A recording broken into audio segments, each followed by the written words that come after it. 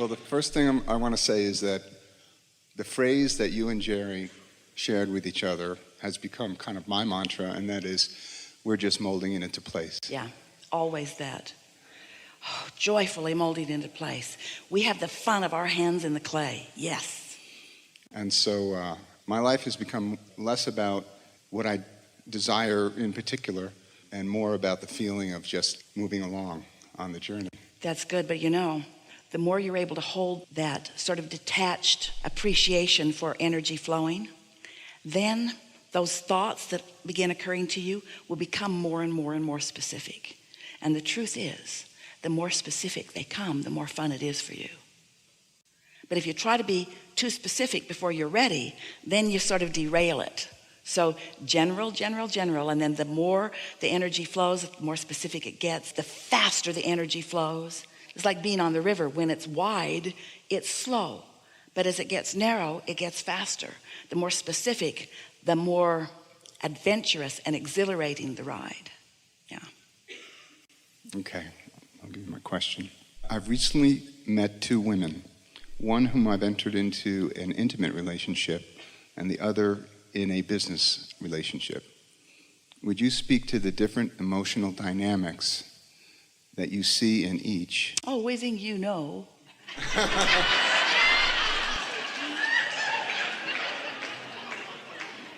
And suggest adjustments that would help each flourish.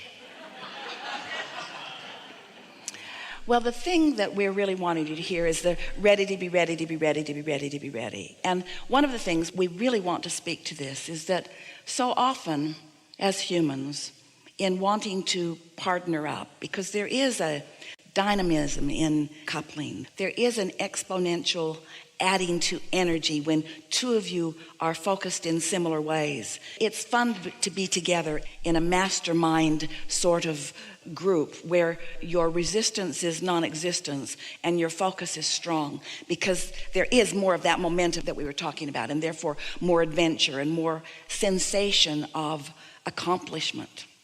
But so often as humans, you want to find a person that satisfies all of the layers and all of the interests of your life experience.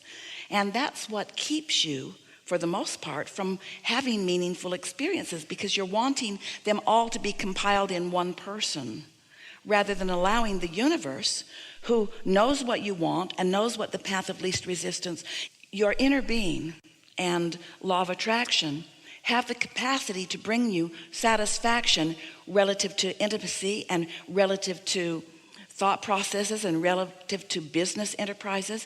And it really is so much better if you don't ask for it all to come through one particular relationship. Do you follow? So if you're thinking of the satisfaction factor and you're finding satisfaction with different people for different reasons, that is really the ultimate experience that you intended as you decided to come forth into physical experience. Sometimes you have a wonderful relationship that is satisfying in so many ways, and it tends to get you off balance because you equate the success of satisfaction that you have found with that person. And then you're sort of doomed, because no one person has the responsibility or even the capacity to stay focused so precisely on what's important to you to keep your stream open and flowing. So we would encourage you to be clear about what your intentions are, and then look for satisfaction where you find it, and trust that this vortex that knows what you want will guide you to the specifics of all of it. It could be, it isn't, but it could be. It isn't, but it could be. It might be, but it isn't, but it might be. We're not teasing with you. We're feeling the vibration that you have around this. It is a possibility that your impulses will lead you to a specific relationship that would satisfy a myriad of intentions that you hold. But that puts so much responsibility on that person, and those relationships are almost always doomed from the start. It's like saying to someone, oh, you satisfy me in all of these ways, and I'm good with that, and don't let me down. Where if instead you present yourself authentically as a person who knows how to reach for thoughts and find satisfaction, so that you have a relationship with your inner being that is the reason that you feel so good so much of the time, and then you have a myriad of life experiences that reflects this alignment. That's how you meant for it to be. Can you feel how backwards it is? I need this relationship so that I can feel these ways, or I feel these ways and then I have these relationships. So you're asking us to help you choose between two really wonderful things that right now we would not choose between, because you're in the process of getting ready to be ready to be ready to be ready. And you're not going to like this, but we do. No one really likes it.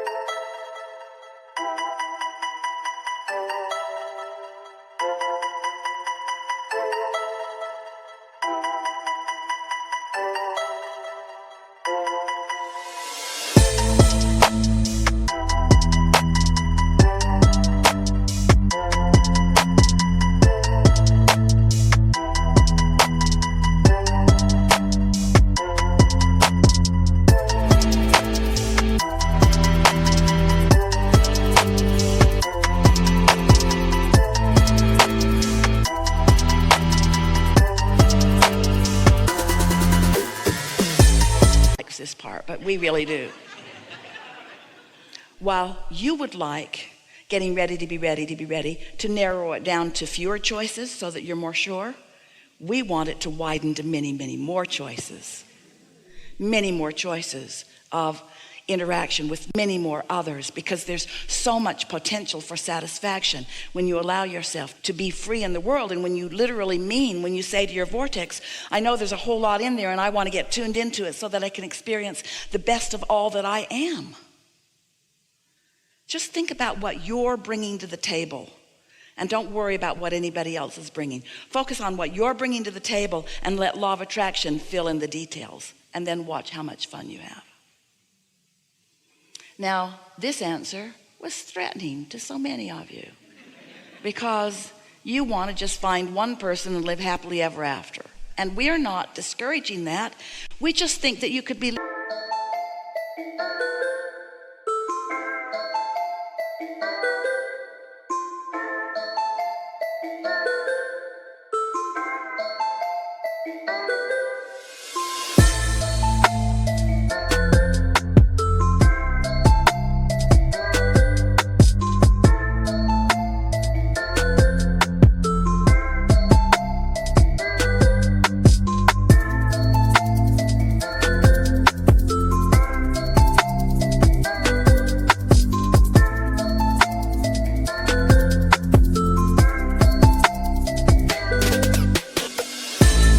much more happily ever after if you were broader in your relationships on different subjects. In other words, don't you want to play tennis with someone who can play?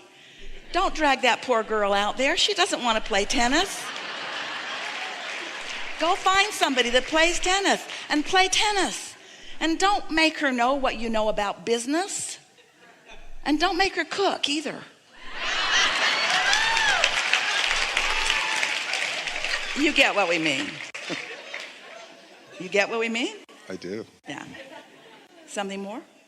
Just a perception or tweak on where I am in my process of becoming clearer about my intention, and any suggestions about how to adjust it. Well, we've been talking about it a lot recently, and we're encouraging a daily meditation where you really quiet your mind. Really quiet your mind. Focus on something until you feel that detachment. It only takes a few minutes, 15. Don't stay longer than that. But get to that detached state so that those thoughts can begin occurring to you. Because as those thoughts begin occurring to you, and then you let yourself follow the impulses of those thoughts and impulses, what happens is everything just gets richer and clearer to you. The fact that you're asking for our observation, or for our prediction, or even for our guidance, is an indication that you're not too tuned into your own enough. We want you to get to the place where you say, Abraham, it's lovely to visit with you, and I'd like to talk to you about this and this and this, but I'm pretty sure of what I'm doing because I'm getting these impulses, and I trust my relationship with that vortex now. I have enough evidence of it, you see. So you're doing really well. You feel good most of the time. Lots of wonderful things are coming to you. You're thinking more than we want you to think. You're trying to think your way there. Just consider this idea. Consider the difference between a thought that you're thinking and a thought that you're receiving. And realize that step one is really the thinking of thoughts. I don't like that. That sucks. I don't like that. That's wrong. I don't like that. I'd really prefer that. You're thinking those thoughts. But when you're in the receiving mode, now you're receiving your inner being's synthesis, your inner being's understanding of where you are in relationship to what you want. And this clear guidance is being offered. And so don't try to evaluate the rightness or the wrongness of the thoughts that you're receiving. It's like so often, dear heart humans that you are, when you're in the receiving mode of source, you want thoughts to be what you have considered to be more spiritual in nature. Esther received a thought about moving furniture around, and she laughed as she came out of meditation, and she actually thought, maybe I should be working on world peace or something more important than moving furniture around. But the process led to a calling of a company and some nice people coming and conversation that led to something that was so meaningful for all of them. And at the beginning, Esther could not know where it was going. She just knew it felt good, so she followed it. But as it played out, it got so good, so really, really, really good that she was out on the porch singing hallelujah to the universe for this wonderful thing that she really didn't see coming. And so it's like that. You reach this place where you don't need to think it all the way through. You don't need to be a really good chess player about everything, because your inner being is. Your inner being knows all of the logical moves and knows where all of the pieces are likely to lie and knows all the other players involved.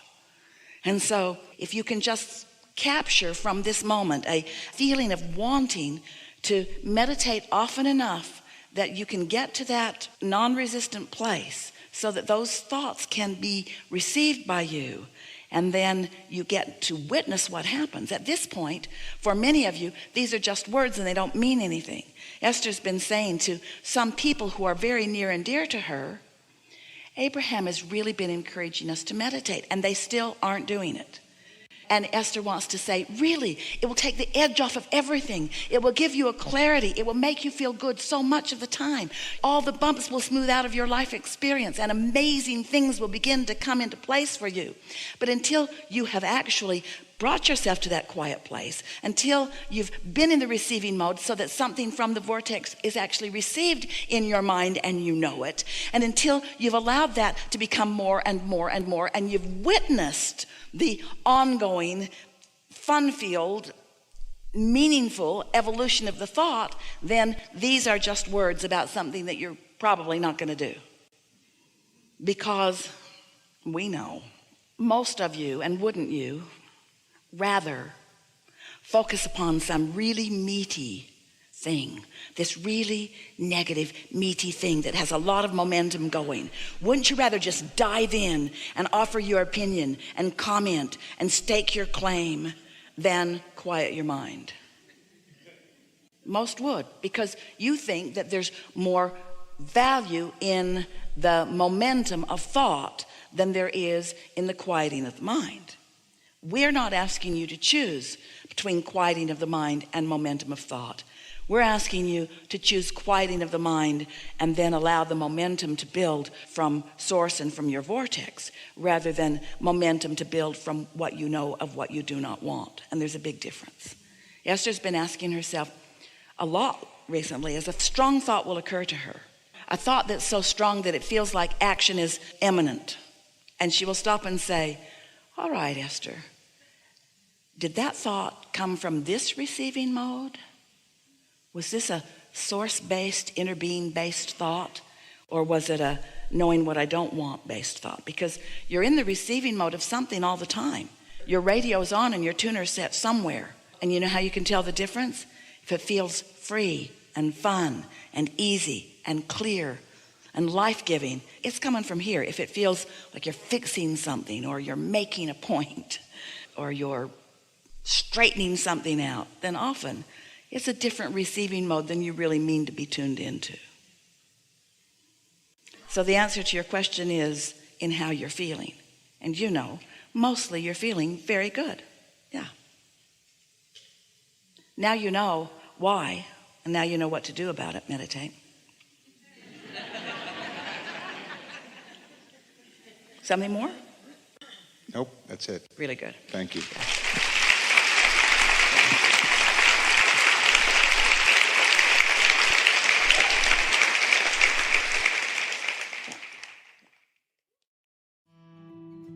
Don't forget to leave a positive message and subscribe.